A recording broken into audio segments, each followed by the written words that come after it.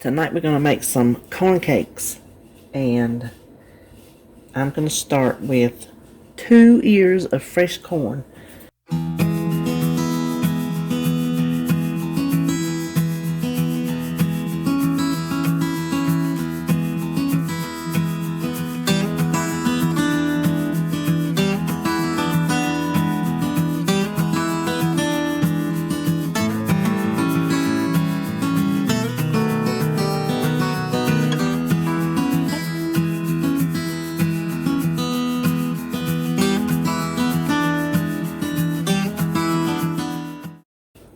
Okay, now I'm going to set this aside while I pull out our dry ingredients. What I have here is 1 cup of plain flour and 1/4 cup of plain cornmeal. And mine is yellow, but it does not matter which color you use, whichever one you have, whichever one you like. Just as long as it's plain and not self-rising and not cornmeal mix, because that already has flour in it. So, I meant to get my whisk. Hold on. I'm going to forget something. So, to that, we're going to add a tablespoon of sugar. And, you know, I use my monk fruit a lot of times, but I'm using the real thing. It's like 3 points, I think it is, for that sugar. And so, I'm going for it. I missed some corn back there, didn't I? So you can use whatever sweetener you want to use. Then 2 teaspoons of baking powder. Let me get my salt first. 1/2 teaspoon of salt. You could go more, but I would just do it at the table.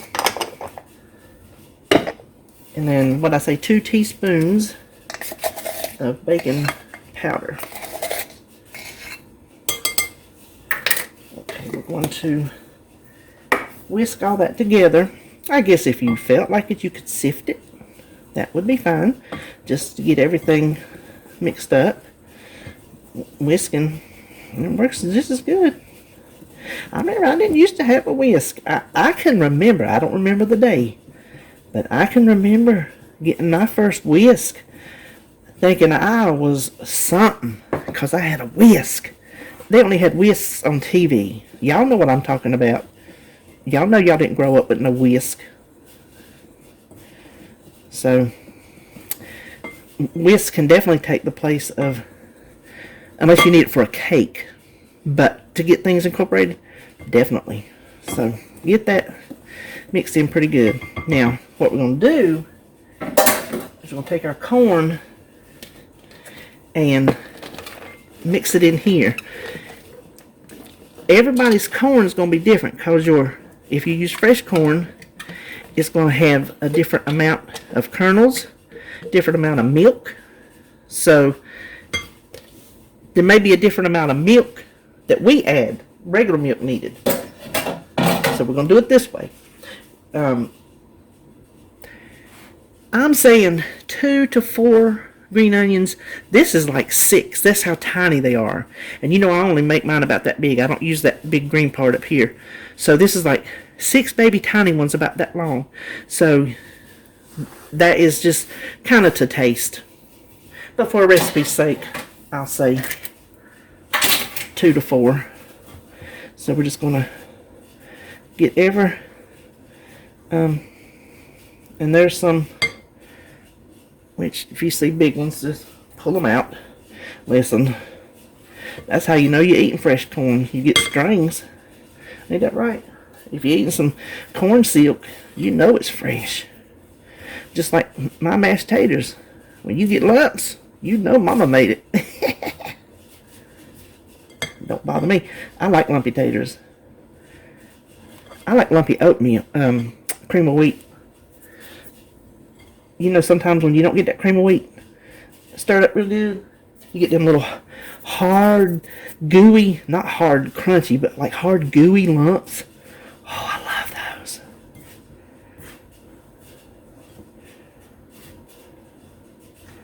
Okay, I thought I saw another big one. Hold on. Now, this is what we're going to do since we are cooking on Weight Watchers time, not ours.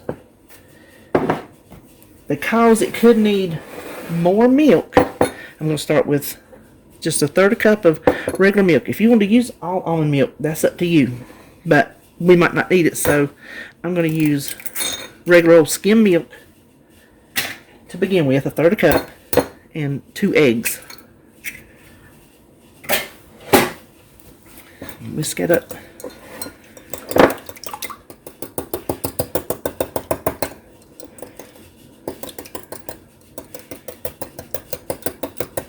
You know, I was going to make these on my grill because it comes with a griddle plate. Because y'all know I made my okra patties on there last time. And that thing done broke on me. The fan went out.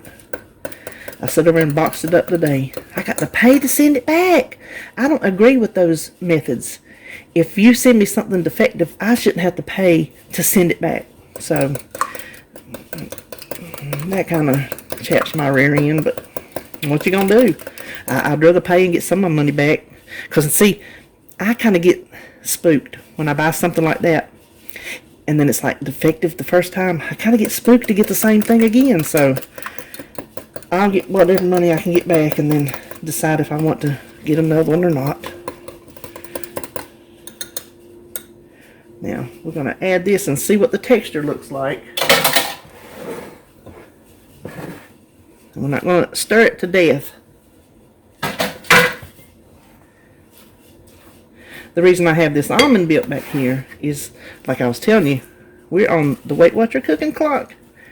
So, if we add more milk, we're going to add more points. And I have this down. If I can get 10, I may get more, I may get less, depending on how big I make them. 10 of them would be 2 points. And I really don't know if that 3 points worth of sugar would make a difference in the points or not. You can point it out and see.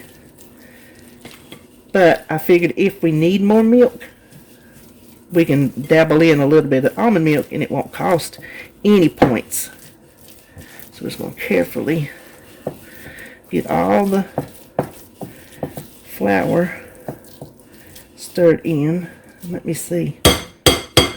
Let me see what I think. Okay, let me pull this down here. I'm thinking I don't want it any looser than that. See how that's just going slow, thick. I don't think I'm going to add any more milk. I'm going to leave it just like that. Now I'm going to set this over here and bring my big electric frying pan over here, and that's what we'll cook them in. So I'll be right back. Alright, I get it heating up to 350. I'm just going to spray it with my olive oil spray. Because you know there ain't no frying in the bacon grease no more. I'm going to use my big cookie scoop. I might have could have got that a little bit hotter, I think. Oh well. It'll work. Okay, there's 9. I probably got about 6 more in the bowl. So when these start to brown on the bottom, I'll flip them over and I'll try to look at the clock right now and see how long they take. Okay, 350. That's too hot for this. I cranked it back down to 300. It's not very brown, you can see, but I can smell it. So I think it might be the oil part where it's nothing on it, but I'm not taking a chance. Oh, you know what it is? How these electric frying pans are made? I think that heat element kind of maybe goes this away or this away, and so it has hot spots. Right there's one. See that? Can you see back in there? I think it's browning on those hot spots. Look at the difference. Yeah. So I will switch these around a little bit. So if you're doing them on a pan on the stove, you shouldn't have this issue. If you're doing it in fat, you really wouldn't have this issue. I'm gonna quit whining. First batch is done, and that was like 9 minutes. Sliding them around, flipping them over, mashing them down. Like I say, If you do it on top of the stove, it's probably going to be a little different because these are kind of, even though they're temperature controlled, they're still kind of wily as far as even heating. So I'm going to heat another dose of that, and we'll see how many of these we got left. I'm thinking 6. We'll see how close I am. No, it ain't gonna be 6. No, we're close. I'm just gonna make this last one big if it needs to be. Yeah, my eyes weren't working too good on that one, were they? So I got 12 instead of 10, and I don't know if those two will change the points or not, but as always, it'll be on the screen and in my recipe. Here they are, our beautiful corn cakes. I've let them cool enough while the last ones were cooking, so they should be good enough to eat now. Let's break it open. Can you see?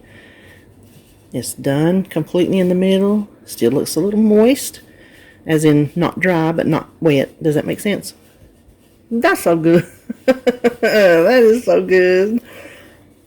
No, it ain't deep fried, but, or you don't deep fry these. If you made a fritter, you could deep fry it, but you'd have a little bit more oil in the pan, preferably some good old bacon grease or butter or something.